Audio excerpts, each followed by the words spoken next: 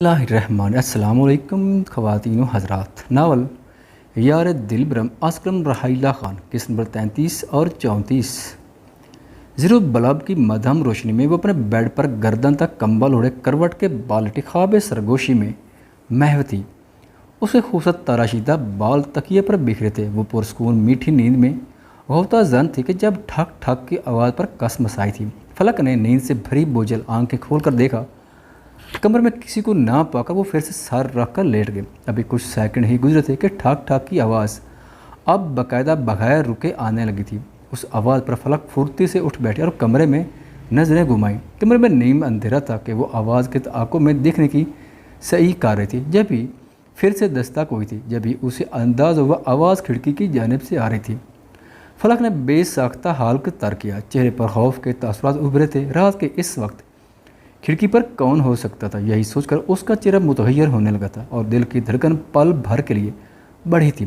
وہ black shirt اور black Capri میں ملبوس میک اپ سے پاک چہرہ لیے لبوں پر زبان پھرتی کھڑکی کی جانب دیکھ رہی تھی، جس کے آگے دبیز مہرون رنگ کے پردے لٹک رہے تھے۔ تبھی وہ گگیائی ہوئی سی بیڈ سے اٹھی اور کمرے کی لائٹ آن کرتی وہ کھڑکی کی جانب بڑھی جہاں ابھی بھی دستک جاری تھی۔ اس نے ذرا سا پردہ سرکا کر دیکھا تو آنکھیں حیرت سے پھٹنے کی حد تک پھیل گئی۔ ونڈو کے اس پر کوئی اس کی جانب پوش کیے پاکٹ میں ہاتھ ڈالے کھڑا تھا۔ فلک پھٹی پھٹی نگاہوں سے اس شخص کو دیکھ رہی تھی جو شان استغنا سے کھڑا اس کے خوف کو دو چار کر رہا تھا۔ جب بھی وہ مڑا مفلر سے چہرہ ڈھکے وہ کالی سیاہ رات جیسی آنکھوں سے اسے دیکھ رہا تھا۔ وہ تھوڑا سا آگے ہوا تھا کہ فلک نے ڈر کر قدم پیچھے لیے۔ سامنے کھڑے انجان شخص کو دیکھ کر اس کے دل کی دھڑکنیں بڑھ چکی تھیں، جن کی دھک تک وہ بخوبی سن رہی تھی، جبکہ ماتھے پر پسینے کے قطرے نمودار ہوئے تھے۔ مقابل بنا کوئی اصل ایک گہری نگاہوں شوخ نگاہوں سے اسے دیکھ رہا تھا جو زرد چہرے کے ساتھ کھڑی تھی۔ تبھی اس شخص نے باہر سے لاک کھولنے کا اشارہ کیا تھا اور یہی وہ وقت تھا جب فلک کی چیخ نکلی۔ ساتھ ہی اس نے جلدی سے پردے برابر کیے۔ خوف کے مارے وہ کانپنے لگی تھی۔ رات کے اس پیر اپنے کمرے کی کھڑکی پر کسی انجان شخص کی موجودگی اس کی جان نکالنے کے در تھی۔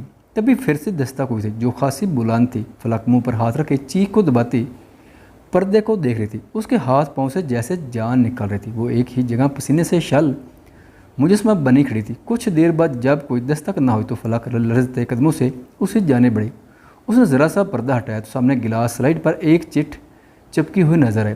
بات نہ مگر غلط کیا، بہت غلط۔ میں تم سے ملنے آیا تھا، آج تو ملے بغیر لوٹ رہا ہوں کیونکہ میں ذرا جلدی میں ہوں، پر اگلی بار تم سے ملے بغیر نہیں جاؤں گا۔ تمہارا پریمی فلک جو ہر وقت شیرنی بنی رہتی تھی، اس وقت اس کی حالت خوف زدہ ہرنی کی مانند تھی۔ وہ بار بار چیٹ پر لکھی تحریر پڑھ رہی تھی۔ خوف سے اس کا رواں رواں کانپ رہا تھا۔ کون تھا وہ؟ کیوں آیا تھا یہاں؟ اور اس تحریر کا کیا مقصد تھا؟ ہزار سوال اس کے ذہن میں گردش کرتے اسے مفلوج کرنے کے در پر تھے کہ وہ بایاں ہاتھ ماتھے پر ہاتھ کر دائیں ہاتھ کی شہادت کی انگلی دانتوں تلے دبائے وہ چھوٹے چھوٹے قدم اٹھاتی سوچوں میں گھر بیڈ کی جانب بڑھی۔ نیند اب اس کی آنکھوں سے کوسوں دور تھی۔ صبح کاظم نمودار ہوتی مہد کی آنکھ کھول گئی تھی۔ نظر خود پر بکھری انفعال پر پڑی جو آرام سے اس کے سینے پر سر دھرے ایک ہاتھ اس کی گردن میں ڈالے اور دوسرا اس کے پہلو سے گزار کر اس کے گرد حصار باندھتے نسبت مہد کو تکیہ تصور کرتی رات ہوئی کاروائی کو بلائے دنیا جہان سے بے خبر پڑی۔ مہد کا چین سکون غارت کر کے وہ اس کے سینے میں منہ چھپائے سو رہی تھی۔ اس کی بے خبری میں حد درجہ نزدیکی مہد کو جھنجھلا کر رکھ دیتی تھی کہ اسے اپنے جذبات پر باندھ باندھنا مشکل ترین امر لگتا تھا، اور رات کی قربت کے بعد تو اور زیادہ مشکل تھا۔ خود کو اس کے سحر میں جکڑنے سے وہ روک نہیں پا رہا تھا۔ اس کی یہی گستاخیاں ہی تو مہد کے دل کی دنیا میں پکڑ دھکڑ مچا دیتی تھی کہ اسے ضبط کی تنابیں ٹوٹتی معلوم ہوتی، جنہیں وہ پھر سے لگام دے کر تھپک تھپک کر سلاتا۔ ساری رات وہ انفعال کو اپنی باہوں میں لیے بس اسے ہی دیکھتا رہا تھا۔ اس کی قربت میں مہد ارسلان خان کی نیند اس سے روٹھ جاتی تھی۔ ساری رات مہد کی والہانہ نظریں اس کی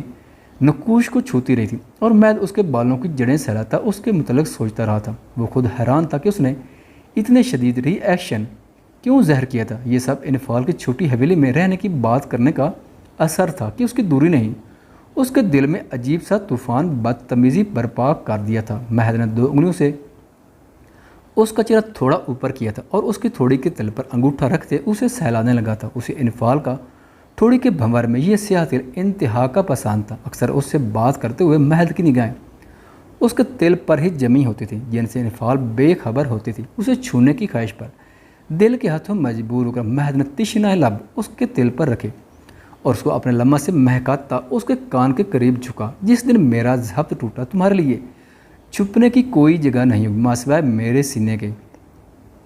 مہد اس کے کان میں گمبھیر سرگوشی کرتا اس کے کان کی لو کو دبائے اس پر دانتوں کا دباؤ بڑھایا کہ انفال نیند میں درد محسوس کرتی تڑپ اٹھی تھی۔ اس نے سرخ ڈوروں والی آنکھیں کھولنے کے نظر مہد کے وجیح چہرے پر پڑی۔ وہ سوئی جاگی کیفیت میں اس کو انتہائی قریب سے دیکھ رہی تھی۔ وہ بنا پلک جھپکائے اسے دیکھ رہی تھی۔ تبھی مہد نے لب دبا کر اس کے چہرے پر پھونک ماری تھی کہ انفال کی پلکیں لرز اٹھیں۔ اگر اٹھنے کا ارادہ نہیں ہے تو میں اپنے ارادوں پر عمل کر سکتا، مجھے کوئی پرابلم نہیں ہوگی۔ مہد بازو سر کے نیچے رکھے گمبھیر آواز میں سرگوشی کی۔ انفال جو خواب کے زیر اثر تھی مہد کے معنی خیز سرگوشی پر حواسوں میں لوٹتی فوراً سے اٹھ بیٹھی تھی۔ رات کی مہد کی گستاخیاں یاد آتے ہی اس کی رنگت میں سرخیاں گھلنے لگی تھیں۔ آپ نے اچھا نہیں کیا۔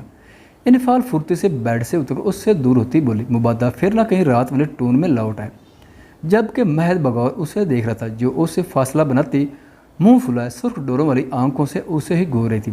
اٹس اوکے، نیکسٹ ٹائم اچھا کروں گا، ڈونٹ وری، مہد سنجیدہ لہجے میں معنی خیزی سے کہتا۔ ایک استحقاق بھری نظر اس پر ڈال کر واش روم بند ہو گیا، جبکہ انفال واش روم کے بند دروازے کو دیکھتی غصے سے دانت کچ کچاتی ڈریسنگ روم میں گم ہو گئی۔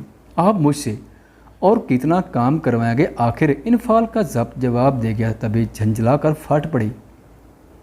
مہد نے لیپ ٹاپ کی سی سکرین نگاہیں ہٹا کر سرد نگوار نظروں سے اسے دیکھا۔ ساری زندگی اس کو چائے کی چھوٹی سی ٹرے پکڑے اپنی خدمت میں الرٹ دے کر مہد نچلے لاب کا کنارہ دانتوں تلے دبایا گمبھیر آواز میں بولا۔ اسے انفال کا سرخ چہرہ بہت کیوٹ لگ رہا تھا۔ کیوں نوکر نہیں ہوں میں آپ کی؟ انفال تڑک اٹھی، آواز نیچے رکھو۔ زبان دراز اور اونچی آواز میں بولنے والی عورتیں سخت ناپسند ہیں مجھے، اور تم ٹاپ لسٹ میں ہو تو کیوں صبح سے مجھے اتنا تانگ کر رہے ہیں؟ وہ دانت پیستی گھررائی۔ تم اسے تانگ کرنا کہہ رہی ہو، جبکہ یہ تو شوہر کی خدمت ہے۔ تانگ کرنا کسے کہتے ہیں؟ وہ رات کو ٹرلا دکھا چکا ہوں، یو نو۔ میں نے گرے آنکھیں اس کی آنکھوں میں گاڑے کا۔ اگر ابھی کنفیوژن ہو رہی ہے تو میں پھر سے واضح فرق بتا سکتا۔ مہد نے مسکراہٹ دبا کر ایک گہری نگاہ اس کے سراپے پر ڈال کر نظریں واپس اسکرین پر مرکوز کی اور تیز سے انگلیاں چلانے لگا، جبکہ انفال کا چہرہ غصے اور شرم سے کندھاری ہو گیا تھا۔ اسے مہد پر سخت غصہ آ رہا تھا، وہیں رونا بھی، جو اسے چھوٹی حویلی جانے دینے کے عوض خدمتیں کرواتا صبح سے اپنے کام میں الجھا رکھا تھا۔ اب تو انفال کا صبر جواب دے چکا تھا۔ تبھی بفری شیرنی بنی گھررائی، آپ نے مجھے نہیں لے کر جانا ہے، فی الحال نہیں۔ مہد نے ہنوز نظریں اسکرین پر جمائے ہولے سے کہا، صبح سے شام ہونے کو ہے اور آپ کہہ رہے ہیں نہیں؟ انفال غصے سے تیز ہوتی سانسوں میں پھنکاری۔ میری مرضی، اب اگر تمہاری آواز نکلی تو جانا کینسل کر دوں گا۔ وہ سنجیدگی سے بول کر اپنے کام میں مصروف رہا، جبکہ انفال خون خوار نظروں سے اسے گھور رہی تھی۔ رکھ دو چائے، اس کو بت بنا دیکھ مہد کی گمبھیر آواز گونجی۔ تبھی اس نے غصے میں چائے سے بھرا کپ ٹیبل پر پڑی فائل پر الٹ دیا۔ What have you done? Ignore girl. مہد ایک جھٹکے سے کھڑا ہوتا دھاڑا۔ اس کا تیور دیکھ کر انفال نے ڈر کے مارے باہر کی جانب دوڑ لگا دی۔ رکو، کہاں جا رہی ہو بے وقوف لڑکی؟ مہد غصے سے چلایا، جو اس کی صبح کی محنت پر چائے پھیر گئی تھی کہ صبح سے بیٹھ کر مہد نے اپنے نئے پروجیکٹ کی فائل تیار کی تھی جو اسے شام تک اپنے مینیجر کے ہاتھوں بھجوانی تھی، اس لیے وہ انفال کو لے کر نہیں گیا کہ کام ختم ہونے کے بعد لے جائے گا۔ اس کو گولی کی سپیڈ سے باہر جاتا دیکھ مہد نے تیش کی حال میں ہاتھ کی مٹھی بنا کر ٹیبل پر دے مرا کہ زخمی ہاتھ لیے وہ لب بینچی اس کی پیچھے ہی بڑھا۔ مہد کا چہرہ پال میں سرخ ہوا تھا اور چٹانوں کیسی سختی دار آئی تھی۔ وہ انفال کی گردن مروڑنے کی خواہش لی بفرا شیر بنا باہر نکلا۔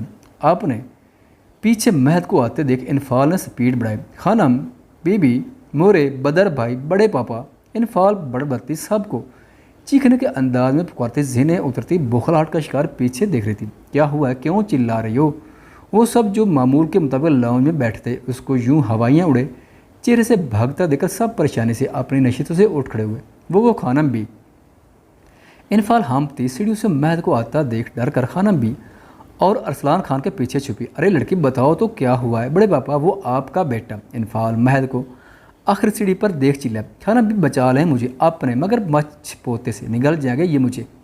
وہ آنکھیں بند کرتی خانم بی کے گرد حصار باندھے چلائے، جبکہ اس کی حرکت پر महद ने दांत पीसे। जब भी वो खोलते दिमाग से उसकी जानिब बढ़ा। मजीद अपने लिए अल्फाज के चुनाव ने उसको सुर्ख कर दिया था। सबके सामने उसे मगरमच्छ बोलने पर सब घर वाले होंक कर महद को देख रहे थे, जो लंबे लंबे डग भरता इनफाल पर झपटने को बेताब था। रुको महद, क्यों इतने गुस्से में हो? खानम भी अपनी पुश्त पर खड़ी इनफाल को कबूतर की तरह आंखें बंद किए उसकी रंगत यक लख्स ज़्यादा पड़ती देख महद से बोली, जो उसको शाने से दबोचे छुपने की कोशिश कर रही थी। ये आपकी मोहतरमा चलती फिरती आफत चाय की सुनामी गिरा आई है मेरी फाइल पर। महद अंगारे चबाए बोला।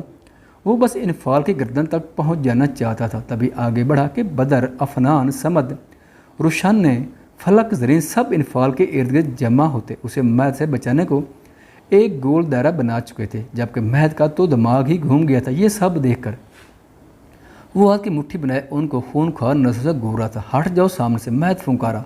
उसके तन बदन में आग सी भर गई थी। इनफाल के लिए घर वालों की प्रोटेक्शन देकर क्या वो इतना जालिम था कि किस तरह सब उसको अपने घेरे में लिए उसके साय से भी दूर करने की जान तोड़ कोशिश करते दायरे की शक्ल में एक दूसरे के हाथ आए। महद का दिल गुर्दे फेफड़े जलाने पर तुले थे। वो बामुश्किल खुद पर जब्त किए खड़ा था। दिल तो कर रहा था इन फाल के चमचों को शूट कर दे। नहीं भाई, हमारी भाभी मासूम है, बहुत गलती से मिस्टेक हुई है इनसे। बदर आंखें घुमाए बोला, जबकि महद ने जिबड़े भींचे। महद बेटा मुआफ़ कर दो, बच्ची है। उसके चेहरे पर चट्टानों सी सख्ती देख और उसकी नज़रें इनफाल पर मरकूज देख खानम भी शीरीन लहजे में बोले, ये बच्ची है जिसकी खुद बच्चे पैदा करने की उम्र। महद भन बना उठा। उसके यूं कहने पर सब ने मुस्कुराहट दबाई थी। वो काफ़ी जंजलाया था, गुस्से में और भी प्यारा लग रहा था। मैं आखिरी बार कह रहा, समझा लें अपने बच्चे, वरना मेरा अंदाज उसे हरगिज़ पसंद नहीं आएगा। वो वार्निंग देता। बच्ची लफ्ज़ पर खासा जोर देता भड़क उठा। सॉरी। इनफाल मुँह से एक हाथ से कान पकड़े बोले, तुम्हारी सॉरी की तो निकलो बाहर। उसको सारी मेहनत तबाह करने के बाद यूँ सॉरी करते देखकर महद का गुस्से का गिराव आखिरी लेवल तक पहुँच चुका था। वो सब हनोस हंसी दबाते इनफाल के गिर्द दीवार बने खड़े थे। सॉरी। इनफाल मुंह बसोरे एक हाथ से कान पकड़े बोली, तुम्हारी सॉरी की तो निकलो बाहर। उसकी सारी मेहनत तबाह करने के बाद यूं सॉरी करते देखकर महद का गुस्से का गिराव आखिरी लेवल तक पहुंच चुका था। वो सब हनोस हंसी दबाए इनफाल के गिर्द दीवार बनाए खड़े थे, जबकि इनफाल का दिल उसकी धड़ पर सूखे पत्ते की माने लरजता पसलियों से सर चटकने लगा था। देखा बड़े पापा, आपके बेटे को आप कितने स्वीट हैं, और ये एंग्री बर्ड। इनफाल मासूमियत से निचला लब बाहर निकले पीछे खड़े अरसलान खान से गोया, तुम लोग किस खुशी में प्रोटेक्शन कर रहे हो उसकी, हटो सामने से। महद दांत पीसते का तभी वो सब महद को बेतहाशा गुस्से में देख हट गए और इनफाल उसके शरारतबार निगाहों से बचने की खातिर पूरी की पूरी खानम बी की पुश्त के पीछे छुप गए। इनफाल तुमने चाय क्यों गिराई है? शाइस्ता ने आंखें दिखाते सख्त लहजे में इस्तफसार किया। इनफाल रोंसी होती सर झुकाए खानम बी के दुपट्टे को उंगली पर लपेट कर छोड़ती और फिर लपेटती अपने मशगले थी। मोरे, कल उन्होंने कहा था कि ये छोटी हवेली ले जाएंगे, अब सुबह से शाम होने को और ये नहीं लेकर जा रहे। इनफाल ने अपने दिल की भड़ास निकाली कि गोया यह वजह थी मेरी गलती से मिस्टेक करने की। वो मुजरिमों की महद को चोर निगाहों से देख सर झुका कर बोली। वो निगाहों की जुलसाती तपिश से इनफाल की जान लेने के दर पे था, जबकि अरसलान खान और फातिमा बेगम का अपनी मासूम बहू को यूं देखकर दिल पसीज गया था। महद मुआफ़ कर दो मेरी बेटी को। फातिमा बेगम ने आगे बढ़कर इनफाल को सीने से लगाया। मोरे, आप उसे मेरे हवाले करें बस। उसका गुस्सा किसी हद तक कम नहीं हो रहा था। तो आपने क्यों सुबह से हमारी बहू को घेन चक्कर बना रखा है? जब नहीं लेकर जन्नत तो साफ बता दें। इधर छोटी हवेली से भी इतनी बार फ़ोन आ चुका है, अब ख़बरदार जो हमारी बहू को कुछ कहा तो जो किया उसने सही किया। सुबह से हम भी देख रहे उसे यहाँ से वहाँ भागते लेकर जानना है तो ठीक, वरना बदर छोड़ेगा। अरसलान खान सख्त लहजे में बोले कि महद ने लब पैबस की हाथों की मुठ्ठियाँ बेंची। उसके सुर्ख सफ़ेद रंगत में सब रगें उभर आई थी, जबकि हाथ पर लगी चोट से खून रिसने लगा था। बाकी सब हैरत के मुजस्मे बने उस एंग्री मैन को देख रहे थे। 2 मिनट हैं तुम्हारे पास, चादर ओढ़कर बहर आओ।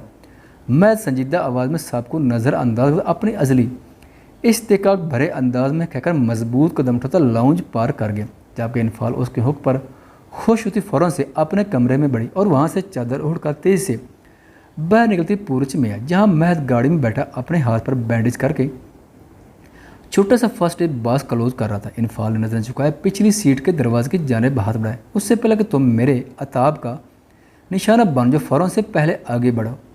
مہد کی چنگھاڑتی آواز پر انفال منہ بناتی آگے ہے۔ وہ اس کو جواب دے کر مزید کوئی بدمزگی نہیں چاہتی تھی۔ یہ الٹی کھوپڑی کا شخص کچھ بھی کر سکتا ہے۔ انفال تم نے جواب نہیں دینا، بی کول، وہ دل ہی دل میں خود کو کہتی اگلی سیٹ پر بیٹھی۔ اس کے بیٹھتے مہد نے لب بھینچے گاڑی سورج سے آگے بڑھائی۔ انفال اس کے تنے نقوش دیکھ کر لبوں پر کفر لگا، گاڑی کے دروازے سے چپک کر بیٹھتی نگاہیں بہر کے نظاروں پر جما دی۔ وہ بھی مہد تھا، آج کا دن تو وہ بھی انفال کو وہاں نہیں رہنے دینے والا تھا۔ وہ بائیں بازو کی کونی ونڈو سے ٹکا کر ہاتھ کی مٹھی بنا کر لبوں پر جمائے دوسرے ہاتھ سے اسٹیئرنگ تھامے انہماک سے ڈرائیو کر رہا تھا۔ زمین خان در سے کراتا ہاسپٹل کے بیڈ پر پڑا شمس خان کو کوس رہا تھا۔ صاحب، یہ چھوٹی حویلی والوں کا جانا آنا شروع ہو گیا۔ بڑی حویلی میں اس کے خاص آدمی نے آگاہ کیا۔ باقر کہاں ہے؟ کچھ پتہ چلا اس کا؟ زمین خان بامشکل بولا، جی وہ تھانے میں ہے، پولیس نے پکڑ لیا عمران کی تفتیش کرنے کے لیے۔ جبکہ زمین خان کی جان پر بن آئی تھی۔ حشمت سے بات کرواؤ میری، زمین خان کچھ سوچ کر بولا، اور سناؤ میری بیٹی کیسی ہے؟ حشمت پیار سے رومانہ کے سر پر ہاتھ رکھتا بولا، میں ٹھیک ہوں چاچو۔ وہ ہلکا سا مسکرائی، کسی کو پتہ تو نہیں چلا کہ تم لوگ مجھ سے ملنے آئے ہو؟ حشمت نے پوچھا۔ وہ تینوں 2 کمروں پر مشتمل فلیٹ کے چھوٹے سے ڈرائنگ روم میں بیٹھے تھے۔ نہیں، شاداب نے نفی کی۔ چلو اچھا ہے، اب ہمیں اپنا کام کرنے میں آسانی ہوگی۔ شاداب مہد کے لیے رومانہ کی دیوانگی حشمت کو بتا چکا تھا۔ جب ہی حشمت نے ساتھ رومانہ کو بھی لے آنے کا کہا تھا۔ ایک ہے کہ وہ بیوی کے پیچھے اور دوسری ہے کہ وہ شوہر کے۔ حشمت نے سوچ کر سر جھٹکا۔ تم کیا چاہتی ہو رومانہ؟ حشمت نے اپنی بھتیجی سے پوچھا۔ مہد ارسلان خان چاہتی ہوں میں، اور یہ سب تب ممکن ہے جب وہ انفال نکلے گی یا پھر مرے گی۔ رومانہ زہر خان لہجے میں شاداب کو دیکھ کر بولی، تم دونوں جو چاہتے ہو وہ ملے گا، بس وہ کرو جو میں اب تم لوگوں سے کہنے والا ہوں۔ اور وہ ان کو اپنا آگے کا پلان سمجھانے لگا۔ سمجھ آئی میری بات؟ جس دن ان کی بارتیں یوں گی اسی دن راستے سے انفال کو کڈنیپ کر لیا جائے گا۔ پر اسی دن کیوں؟ شاداب نے وجہ پوچھی۔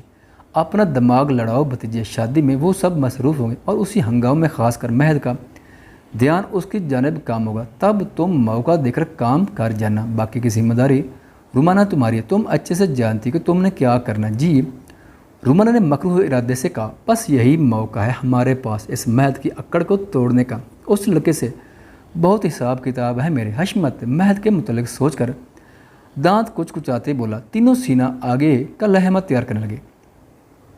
الیکشن کے سلسلے میں شمس اپنے خاص ماتحت خاور اور ضمیر خان کے ساتھ کسی جلسے پر گیا تھا۔ چونکہ الیکشن سر پر تھے اس لیے شمس خان انتہا کا مصروف تھا۔ وہ میسنجر سیٹ پر بیٹھا تھا۔ آج گاڑی خاور ڈرائیو کر رہا تھا۔ شدید تھکن کے بعد شمس نے سر سیٹ کی پوچھ سے نکالی۔ سوچوں کا مرکز روشانیہ تھی۔ بہت تھک گیا ہوں، اس وقت آپ کی ضرورت شدت سے محسوس ہو رہی ہے وائفی۔ تبھی اس نے پاکٹ سے فون نکل کر اپنے دل کی بات میسج میں لکھتے روشانیہ کو سینڈ کیا۔ وہ جو شاپنگ کے لیے جا رہی تھی، اسکرین پر میسج دیکھ کر جلدی سے اوپن کیا اور اتنے ہی صورت سے اس کا چہرہ گلابی ہوا تھا۔ کیا ہوا؟ تمہارا چہرہ کیوں ریڈ ہو رہا ہے؟ زرین نے تیوری چڑھائی۔ نہ نہیں تو، اس نے گھبرا کر اپنے چہرے پر ہاتھ رکھا۔ زرین، فلک، روشانیہ، فاطمہ بیگم اور عفران کے ساتھ شاپنگ کے لیے جا رہی تھی۔ بدر اور سمد نے کافی مرتبہ کہا کہ وہ لے جاتے، مگر خانم بھی نے انہیں سخت سے منع کر دیا کہ شادی تک وہ ان کی پوتیوں کے آس پاس بھی نہ دیکھے، جس پر دونوں منہ لٹکا کر رہ گئے۔ شاپنگ آپ میری پسند سے کریں گی؟ شمس نے میسج سین ہوتے دیکھ پھر سے میسج کیا، جبکہ روشن نے جو ونڈو سے پار دیکھ رہی تھی وائبریشن پر جلدی سے میسج نوٹیفیکیشن چیک کیا۔ جبکہ شمس کی بات بے سخت تھا، اس کی انگلیاں کی پیڈ پر تھر تھرانے لگی۔ آپ کو کیسے پتہ ہم شاپنگ کے لیے جا رہے ہیں؟ روشانہ نے جلدی سے میسج کیا۔ شمس کے لبوں پر دل فریب مسکراہٹ پھیلی۔ آپ سے انجان رہ سکتا ہوں بلا؟ اس نے جواب میں سوال داغا کہ روشانہ نے لب دبا گئی۔ آپ کہاں ہیں؟ کچھ سوچ کر روشانہ نے میسج کیا، آپ کے دل میں۔ شمس نے فوراً سے رپلائی کیا، جبکہ روشانہ دھنک رنگوں میں نہاگی۔ آپ کو اپنی پسند کی شاپنگ کروانے کے لیے آپ کے پاس آ رہا ہوں۔ شمس نے میسج کر کے فون گود میں رکھ دیا۔ انفی جلادیں تمہیں جلاد لالے نے آنے کی اجازت دے دی؟ چھوٹی حویلی کے مکین جو سیٹنگ ایریا میں بیٹھے تھے انفال کو لاؤنج میں قدم رکھتے دیکھ علی شریر انداز میں بولا، اجازت ہی نہیں بلکہ جلاد خود بھی ساتھ آیا۔ انفال وہیں سے ہانک لگاتی بولتی، علی اور باقی سب جو صدمہ دے گئی اور باقی سب کو صدمہ دے گی۔ کیا واقعی؟ علی خوشی سے بولا۔ تبھی مہد نے چھوٹی حویلی کے اندرونی حصے میں قدم رکھے۔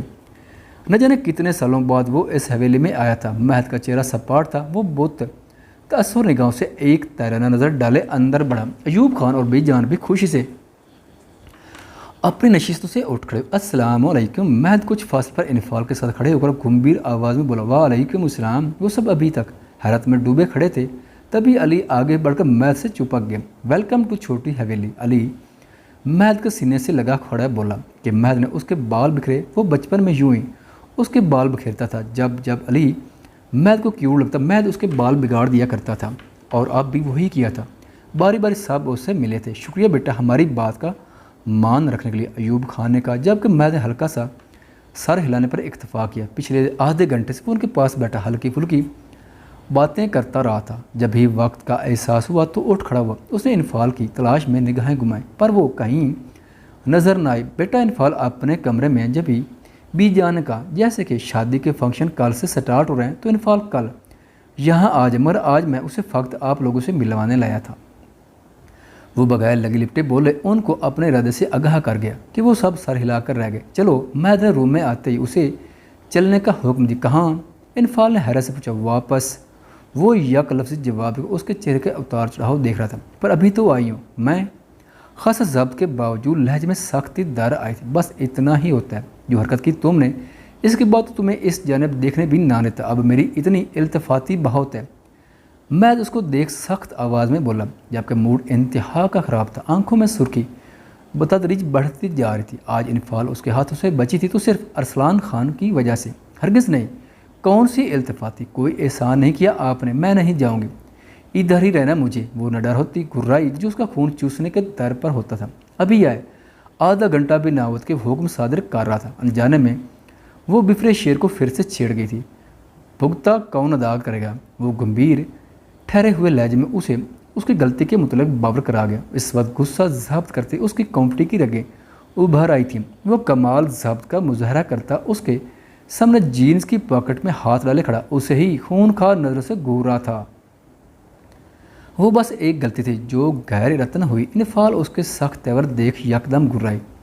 ہم پر تمہاری اس بات بشمول جھوٹ کی کوئی وقت نہیں رہی۔ اب غلطی جیسے بھی ہوئی، یہ میرا وقت برباد کیا تم نے، لہٰذا تمہاری سزا یہ ہے کہ تم وہ لہجہ بھر کو ٹھہرا، تم واپس میرے ساتھ جا رہی ہو اور آج کی رات میرے کام کرنے تک جاگتی رہو گی۔ تمہاری ذرا سی اونگ بھی سزا بڑھا سکتی ہے۔ اسی بنا پر تم کل سے یہاں آ کر صرف ایک دن کے لیے رہ سکتی ہو۔ یہ آفر اگلے 30 سیکنڈ تک محدود ہے، اس لیے جلدی سے فیصلہ کرو اور جواب دو، ورنہ دوسری صورت میں ہوگا وہی جو میں چاہوں گا اور یہ آفر بھی جائے گی۔ میں اپنا شاطر دماغ چلاتا اپنی روبدار آواز میں اگلا لائحہ عمل بتاتا اس کو مکمل الجھا چکا تھا کہ اس دوران انفال کو صرف ایک دن رہنے دینے کا انعام سنایا تھا۔ خواتین و حضرات، ویڈیو دیکھنے کا شکریہ۔ اگر ویڈیو پسند آئے تو چینل کو سبسکرائب کریں اور ساتھ ہی بیل کے آئیکن کو لازمی پریس کریں تاکہ آپ کو آنے والی ویڈیوز کے اپڈیٹ سب سے پہلے مل سکیں۔ خدا حافظ۔